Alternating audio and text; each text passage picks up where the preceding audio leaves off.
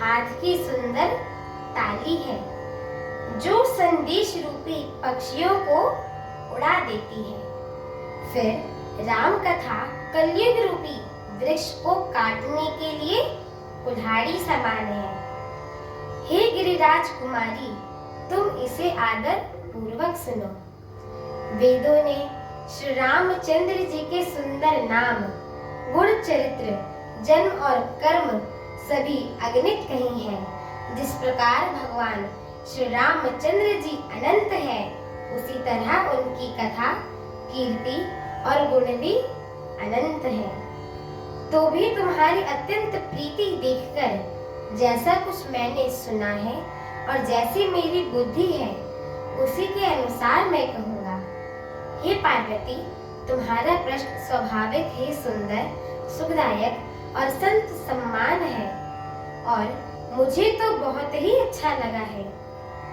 परंतु हे पार्वती, एक बात मुझे अच्छी नहीं लगी। यद्यपि वह तुमने मोहवश होकर कहा है, तुमने जो यह कहा कि राम कोई और है जिन्हें वेद गाते हैं और मुनिजन जिनका ध्यान करते हैं, जो मोह रूपी पिशाच के द्वार ग्रस्त है, पाखंडी है, भगवान के चरण से विमुख है और जो झूठ सच कुछ भी नहीं जानते, ऐसे अधम मनुष्य ही इस तरह की बातें कहते सुनते हैं। जो अज्ञानी, मूर्ख, अंधे और भाग्यहीन हैं और जिनके मन रूपी दर्पण पर विषय रूपी काई जमी हुई है, जो व्यभिचारी, छली और बड़े कुटिल स्वभाव की हैं और जिन्होंने कभी स्वप्न में भी संत समाज के दर्शन नहीं किए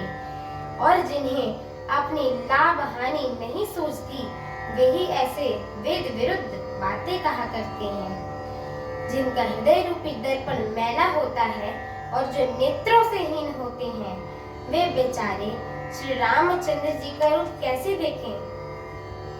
जिनको निर्गुण सगुण का कुछ भी विवेक नहीं है, जो अनेक मनगढ़ंत बातें बोलते हैं, जो श्री हरि की माया के वश में होकर जगत में जन्म मृत्यु के चक्र में भ्रम फिरते रहते हैं, उनके लिए कुछ भी कह डालना असंभव नहीं है। जिन्हें वायु का रोग हो गया हो, जो भूत के वश हो गया हो और जो नशे में चूर हो, ऐसे लोग विचार कर वचन नहीं बोलते।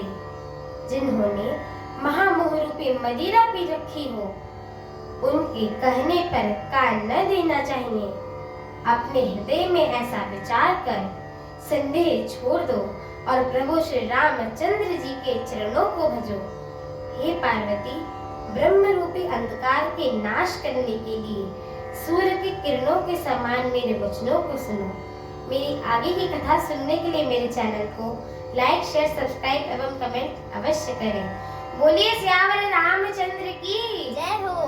माता जानकी की जय हो। पवन सुत हनुमान की जय हो। जय श्री राम। जय श्री राम।